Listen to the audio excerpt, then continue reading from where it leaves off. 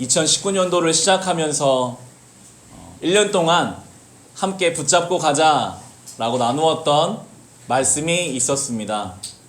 데살로니가전서 1장 3절 말씀으로 믿음의 행위, 사랑의 수고, 소망의 인내를 가지고 살아가자라고 연초에 나누며 그렇게 2019년도를 보냈습니다. 믿음, 소망, 사랑은 우리에게 익숙하지만 성경이 설명을 붙이고 있었죠. 믿음은 행위로, 사랑은 수고함으로, 소망하는 것이 있다면 그 소망이 올 때까지 인내해야 한다라고 가르쳐주신 성경 구절이 너무나도 와닿아서 우리가 한 해 동안 그렇게 살려고 애썼습니다. 믿는다면 행하는 믿음으로 살아보려고 했고, 사랑한다면 열심으로 주를 위해, 사랑하는 가족과 이웃을 위해 수고하기도 했습니다. 그리고 지금 소망하는 바를 지금은 그것이 보이지 않는다고 할지라도 인내하며 하루하루를 살아가는 것, 그것이 한 해 동안 우리가 품은 말씀의 내용이었는데, 지난 주일, 올해 마지막 주일 예배 대표 기도하신 한 기도자께서 그 이야기를 하셔서 기도를 이어가시더라고요. 믿음의 행위로, 사랑의 수고로, 소망의 인내로 살게 해달라. 그 기도의 제목이 마지막 주 예배에 하나님 앞에 드려지는 것을 함께 기도하면서 감사한 마음이 들었습니다. 우리가 1년 동안 이 말씀을 기억하며 살았구나. 순간순간 그 말씀을 생각나게 하셨구나. 2019년이 지나도 우린 이 말씀을 계속 붙잡고 가야 할 것입니다. 여러분, 믿음으로 행하십시오. 믿음은 결코 머릿속에 있는 것이 아닙니다. 전능하신 하나님을 믿는 사람으로 결정하시고요. 하나님이 지금 나와 함께 하신다는 것을 가지고 판단하시는 것, 그것이 믿음의 행위입니다. 여러분, 사랑하신다면 수고하셔야 합니다. 하나님을 사랑하신다면 주를 위해 수고하시는 것을 기뻐하십시오. 여러분이 사랑하는 가족들을 수고하는 것이 억울한 일이 결코 아닙니다. 사랑은 수고하는 것이기 때문에 그렇게 수고하는 사랑을 감당하시고요. 그리고 소망하는 바가 있으시다면 인내하십시오. 소망은 인내하는 겁니다. 지금 당장 왜 이것이 안 이루어지는가 불평불만하는 것이 소망이 아니라, 지금은 안 보여도 주님이 나에게 주신 소망이라면 내가 오늘 하루를 그것이 이루어진 사람처럼 그렇게 인내하며 살아가는 것, 그것이 바로 소망의 인내입니다. 새해가 되어도 또 그 해가 바뀌어도 이 말씀이 우리 심령을 붙잡아 주시기를 주님의 이름으로 축원합니다. 그렇게 한 해를 살아가면서 저는 또 고민이 되잖아요. 새해에는 어떤 말씀을 가지고 우리가 함께 1년 동안 살아갈 수 있을까? 한 달 정도 전부터 계속 생각나게 하셨던 말씀이 바로 나눠드린 말씀 카드에 있는, 오늘 본문이기도 한 창세기 12장 1절의 말씀이었습니다. 그래서 이미 한 달 전에 말씀 카드를 주문해서 만들어 두었습니다. 옆 사람과 비교해 보실 필요가 없이 다 똑같은 말씀입니다. 우리 모두에게 주신 말씀으로 만들었고요. 앞에도 현수막을 만들어서 둔 이유는 계속해서 1년 동안, 최소한 1년 동안은 보자는 겁니다.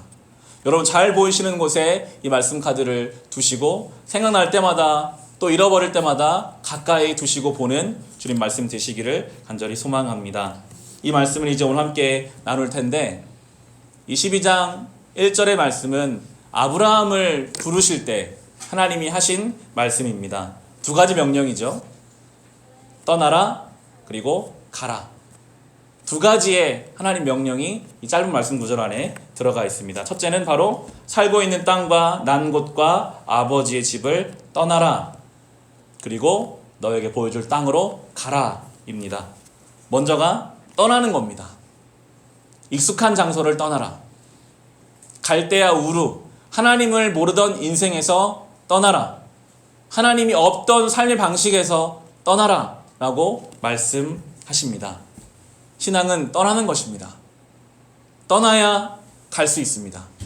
떠나야 시작할 수 있습니다. 하나님이 없던 그 인생에서 떠나는 것, 그게 거듭남이고요. 그것이 바로 회개하는 것입니다. 이미 우리는 거듭났고 회심했지만, 그렇지만 여전히 우리의 삶에는 떠나야 할 것들이 남아있을 수 있습니다. 우리 스스로를 잘 들여다봐야 합니다. 여러분, 저를 어떻게 보시는지 모르겠지만 저는 현역을 잘 다녀온, 나름대로 용기가 있고 담대함이 있는 사람이라고 생각하는데요. 제가 좀 두려워하는 것이 하나 있습니다. 바로 치과 가는 것을 좀 두려워합니다. 정기적으로 가면 두렵지 않을 텐데 1년이나 2년에 한 번 정기검진 같은 걸 받기 위해서 치과 치료를 받으려고 날짜만 받아놔도 좀 두려움이 생기더라고요. 검사 받다가 큰 충치가 있어가지고 치료받으면 어떡하나 라는 두려움을 갖게 되더라고요. 참 이상하죠? 매일 내가 사용하는 것이고 내 신체에 붙어있는 것이고 날마다 관리하는 것인데도 두려움이 있어요. 혹시 잘못됐으면 어떡할까? 우리의 삶이 그렇습니다. 내가 매일 무심코 하는 어떤 행동, 어떤 말, 어떠한 생각의 방향들이 그것이 하나님 앞에서 마치 썩어가는 충치와 같이 우리 영혼을 병들게 하고 있는데도 그것조차 모르고 살아갈 때가 참으로 많습니다. 그것을 우리는 들여다봐야 합니다. 그래야 떠날 수 있습니다. 그렇지 않으면요, 나도 모르는 새에 어떠한 그 습관과 그 생각과 그 행동이 나의 영혼을 점점 메말라가게 합니다. 점점 병들어가게 합니다. 근데 그걸 몰라요. 매일 내가 그 일을 하고 있는데, 매일 내가 그런 방식으로 생각하는데, 내가 매일 그런 결정을 내림으로 내 영혼이 메말라가고 있다는 것을 모르고 떠나지 못하고 있을 때가 있다라는 것입니다. 그러기 위해서는 마치 검진을 받듯이 우리를 제대로 들여다봐야 합니다. 들여다볼 수 있는 길은 유일한데요. 그것이 바로 하나님의 말씀입니다. 1월 1일부터 우리는 생명의 삶을 가지고 말씀 묵상을 해보려고 합니다. 오늘 본문이 1월 1일 본문이 요한복음 1장 1절부터 13절까지 말씀인데요. 성경 한번 펴보실까요? 요한복음 1장 1절부터 13절까지 말씀. 혹시 오늘 예배를 드리고 푹 주무시고 빨간 날이라서 큐티를 빼 먹으실까봐 같이 이렇게 말씀 묵상하면서 새해를 시작해 보려고 합니다. 요한복음 1장 1절 13절이 오늘의 본문인데 5절 보시면 우리 같이 읽겠습니다. 그 빛이 어둠 속에서 비치니 어둠이 그 빛을 이기지 못하였다.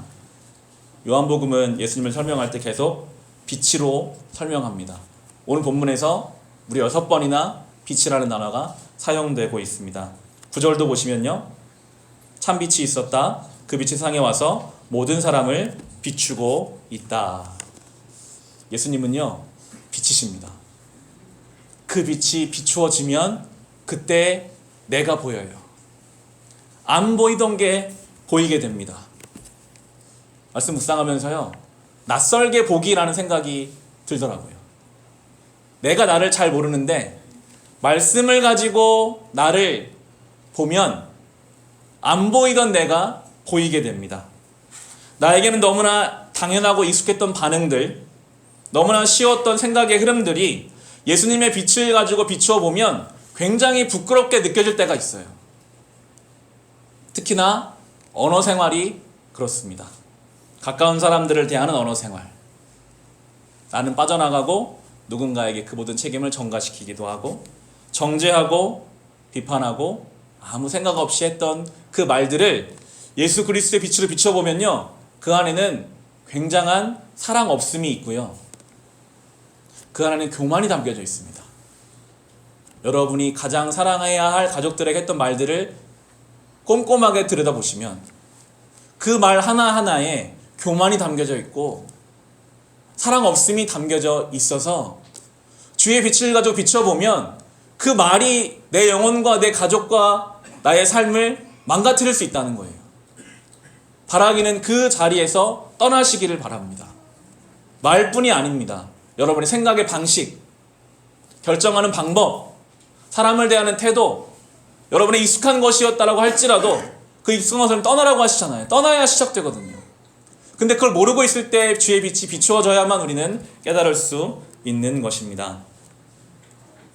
빛이 비추면 어둠은 머무를 수가 없죠. 근데 우리는 죄된 본성이 뼛속 깊이 있기 때문에 우리의 힘으로는 그 자리를 떠날 수가 없습니다. 그래서 예수가 오신 거예요. 우리가 요한복음 묵상한 결국 예수 그리스도의 죽으심은 우리를 떠나게 하기 위해서, 유월절 어린 양된 예수 그리스도의 죽음이 있어야만 우리가 그 죄로 떠날 수 있기 때문에 이 땅에 오신 것입니다. 우리가 어둠을 떠날 수 있는 유일한 방법은 빛으로 나가는 것입니다. 우리는 안 돼요. 자꾸만 그래서 빛으로 나가야 돼요. 빛 가운데로 걸어가야 우리 안에 어둠들이 없어져 가게 됩니다. 예수의 사랑으로 우린 떠날 수 있습니다. 하나님의 은혜로 떠나갈 수 있습니다.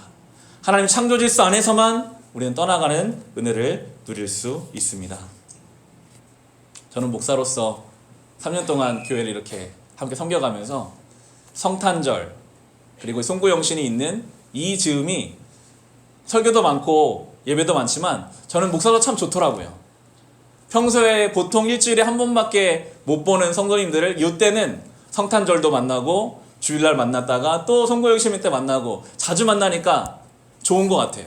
특별 새벽기도 하니까 더 자주 만날 수도 있겠죠. 한 번이라도 더 성전에 이렇게 나와서 하나님 말씀을 들으면 자연스럽게 우리는 빛 가운데 나를 발견하게 됩니다. 너무나도 자연스럽게 그냥 내가 이 자리에 나와 있는 것만으로 나를 볼 수 있게 하세요. 오늘 저녁 여러분 어떻게 보내셨습니까? 대부분의 사람들이 어제와 분명히 똑같은 저녁인데 오늘 저녁은 조금 다르게 보내요. 한 해의 마지막, 내가 올 한 해 어떻게 살았던가, 나의 인생을 돌아보기도 하고 어떻게 살 것인가 경건해지죠. 이때 우리가 이렇게 오늘처럼 주님 전으로 나아오면 자연스럽게 우리는 빛 가운데 우리 안에 어둠들을 몰아낼 수 있게 되는 것입니다. 성전에 나오는 것은 그런데 어렵잖아요. 여러분이 성전에 이렇게 매일 나오시지 못하신다면 개인적으로 경건의 시간을 가지셔야 합니다. 그래야만 우리가 떠나가는 신앙을 가질 수 있어요. 매일매일 내 삶 속에서 경건의 시간을 가지시길 힘쓰십시오. 생명의 삶 하자는 것도 결국 그거예요. 내가 매일 나의 삶에서 하나님과 만나는 시간, 그 시간이 있어야 나를 발견하고 떠날 수 있거든요. 개인 경건의 시간을 가질 수 있는 아주 확실한 방법을 제가 알려드리겠습니다. 첫 번째는요, 시간과 장소를 정하는 겁니다. 내 삶의 거룩한 시간과 거룩한 장소를 정해놔야 그럼 반은 성공한 거예요. 그 시간을 정하십시오. 그 장소를 정하십시오. 내가 어느 시간, 어느 장소에서 내가 하나님 말씀을 보고 정말 1분이라도 기도하는 시간을 갖겠다. 그리고 그 일을 혼자 하지 마시고 함께 할 사람들을 만드십시오. 가족이면 제일 좋고요. 가족과 안 된다면 교회 안에 순식구들과 그런 일들을 하십시오. 혼자서는 어려워요. 같이 하면 할 수 있습니다. 그리고 말씀 묵상할 수 있는 가장 중요한 방법은 오늘 주신 말씀을 최소한 3번을 읽어본다는 것입니다. 그게 묵상하는 방법이에요. 오늘 본문이 요한복음 1장 1절부터 13절까지라면 최소한 3번. 목사인 저도요, 신학을 3년을 공부해서 한 번 읽어서는 잘 안 들어와요. 최소한 3번 읽고 또 읽고 또 읽다 보면 자연스럽게 빛이라는 단어가 6번 나오니까 빛의 동그라미를 치게 되거든요. 그러면서 나의 삶에 빛이 필요한 부분은 어느 부분인가? 나의 삶에 주의 빛이 비추어지지 않은 영역은 어디인가? 하나님 나의 삶에 빛을 비추어 주십시오라고 기도하게 되고 적용하게 됩니다. 그렇게 우리가 나의 삶 속에서 시간과 장소와 노력을 들여 빛으로 나아가려고 할 때 자연스럽게 우리 안에 어둠들이 드러나게 되고 우리는 떠나가게 되고 거룩한 삶을 향해 나아갈 수 있게 되는 것입니다. 떠나라는 것은요, 명령입니다. 떠날래? 라고 안 하셨어요. 떠나라. 그래야 살거든요. 이 떠남을 세분화시킬수록 우리는 거룩해져 갑니다. 예수를 만나는 순간 우리는 죄로부터 떠났죠. 그러나 우리는 날마다 더 세밀하게 떠나야 영역들을 찾아야 합니다. 그것이 성하고 거룩해짐이거든요. 여러분의 삶에는 분명히 더 들어가면 더 들어갈수록 주님이 떠나기 원하시는 부분들이 드러나게 될 것입니다. 그걸 하나하나 다뤄가며 우리는 거룩하게 신실하게 주님의 길로 나아갑니다. 그렇게 떠나면 새처럼 자유롭게 훨훨 자기가 원하는 대로 가는 것인가? 그게 아니죠. 떠나고 나서 그리고 주님이 원하시는 곳으로 가라. 주님이 원하시는 자리가 있어요. 아브라함에게는 내가 너에게 보여줄 땅으로 가라 라고 말씀하셨습니다. 이때만 해도 미래형이에요. 보여줄 땅. 영어 성경 보면 will이라는 단어가 쓰이거든요. 아직 어딘지 말씀 안 하셨는데 그냥 가라고 하세요. 가나안 땅이 어떤 땅인지 아브라함 모릅니다. 아들을 주시는데 아들을 몇 년 후에 주시는지도 모릅니다. 아무것도 모르지만 주님은 그냥 가라고 하세요. 그게 바로 믿음이거든요. 그냥 가는 게 아니라 믿음으로 가라. 내가 너에게 보여줄 땅을 나를 믿고 가라라고 말씀하고 계십니다. 우리에게도 말씀하시죠. 믿음으로 살아라. 말씀 따라 살아라. 예수님을 따라 살아가라 라고 매우 불분명하고 모호하게 우리에게 말씀하실 때가 있습니다. 그 모호하고 불분명한 부분을 믿음으로 채우라고 우리를 부르고 계신 것입니다. 오늘 본문 우리 요한복음 1장 12절과 13절의 말씀 우리 같이 읽어보겠습니다. 그러나 그를 맞아들인 사람들 곧 그 이름을 믿는 사람들에게는 하나님의 자녀가 되는 특권을 주셨다. 이들은 혈통에서나 육정에서나 사람의 뜻에서 나지 아니하고 하나님에게서 났다. 아멘. 주님이 가라고 하시는 길은요, 하나님의 자녀로 사는 길, 하나님께로부터 난 사람으로 살라라고 우리를 밀고 계세요. 우리는 태어나면서부터 죄의 자녀요, 죄에 속한 존재로 태어났는데 하나님은 그런 우리를 이제 하나님의 자녀로 살아라, 하나님께로부터 난 사람으로 살라라고 그렇게 우리를 밀어가고 계신 것입니다. 아브라함이 그랬거든요. 아브라함 75세에 고향 땅을 떠나서 가족을 떠나서 가나안이라는 땅에 가서 이방인으로 살았습니다. 나그네로 살았어요. 그 당시에 가족을 떠나는 일은 굉장히 어려운 일이고요. 이방인으로 사는 것은 수많은 편견과 어려움을 당해야만 하는 것입니다. 아브라함 평생 가나안 땅에서 나그네처럼 외롭게 불편하게 살았습니다. 그게 성도의 실존이거든요. 우리가 살아야 할 저 세상은요, 우리와 안 맞잖아요. 우리는 하나님께로부터 난 자녀로 저 땅에 가면 나그네로 살아야 돼요. 불편하게 살아야 돼요. 때로는 외롭게 살아야 돼요. 그런데 그 길을 가라고 하시면서 아브라함이 뭐라고 말씀하시는가 하면요, 제가 그 다음에 있는 창세기 12장 2절 3절 읽어드릴게요. 그렇게 주님 말씀 따라 떠나서 가서 이방인으로 나그네로 살면 내가 너로 큰 민족이 되게 하고 너에게 복을 주어서 내가 크게 이름을 떨치게 하겠다. 너는 복의 근원이 될 것이다. 너를 축복하는 사람에게는 내가 복을 베풀고 너를 저주하는 사람에게는 내가 저주를 내릴 것이다. 땅에 사는 모든 민족이 너로 말미암아 복을 받을 것이다. 아멘. 그 불편한 삶, 나그네의 삶, 외로운 삶, 그 삶이 복이다. 아브라함만 복이 아니라 복의 근원이 돼서 복의 민족이 돼서 너로 인해 많은 사람을 복을 줄 것이다 라고 약속해 주고 계십니다. 우리는 그런 존재입니다. 저 세상에서 예수를 따라가느라 때로는 불편하고 외롭고 걸리는 것이 많으나 그 하루하루의 삶이 복의 삶인 줄로 믿는 사람들, 그렇게 살아내므로 또 다른 누군가에게 이 복을 전하는 복의 통로로 사는 사람들, 우리가 그렇게 삶으로 수많은 사람들에게 예수 그리스도의 복음을 전하는 사람들, 그렇게 우리를 부르고 계십니다. 이 한 해를 살며 아마 사람마다 가라고 하는 자리가 다를 거예요. 어떤 사람에게는 사랑하는 길로 가라라고 말씀하시기도 하고요. 어떤 사람에게는 인내하는 자리로 가라. 어떤 사람은 헌신하는 자리로 가라. 순종하는 자리로 가라. 내려놓는 자리로 가라. 라고 사람마다 다르고요. 그 사람도 때마다 다릅니다. 어느 때에는 사랑을 말씀하시고 어느 때에는 인내를 말씀하시고, 바라기는 그때마다 아브라함처럼 하나님이 나에게 가라고 하시는 말을 말씀 가운데 깨달아서 그렇게 순종하여 감으로 복된 삶을 경험해 가시기를 바랍니다. 말씀을 정리합니다. 오늘 설교의 제목이기도 한 떠나라 그리고 가라 하는 하나님 명령은 성경 전체를 담아주는 내용이기도 합니다. 출애굽기가 그런 내용이거든요. 이집트에 종살이하던 이스라엘 백성이 6월절 그 밤에 어린 양의 죽음으로 인해 떠날 수 있게 되었습니다. 죄의 종살이하던 우리가 예수 그리스도 그분이 어린 양 되셔서 죄로부터 떠날 수 있는 존재가 되었습니다. 안 그러면요, 우린 욕심으로부터 못 떠나는 존재예요.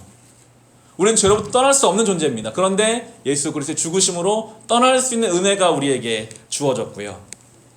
그들은 떠나고서 어디로 갑니까? 가나안 땅. 하나님이 지정하신 그 땅을 향해 가는 존재가 성도의 삶이죠. 우리의 신앙이 그렇습니다. 이제 우리는 주님 원하시는 저 가나안 땅을 향해 광야길을 걸어가는 존재들입니다. 광야 생활은 어떠했습니까? 그들이 가고 싶은 대로 갔습니까?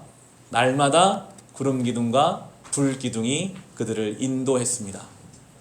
우리가 예수 안에 죄를 떠나 성령의 인도하심 따라 주님 원하시는 가나안 땅을 향해 하루하루를 간다면 반드시 주님께서 구름 기둥과 불 기둥으로 우리를 인도하실 것입니다.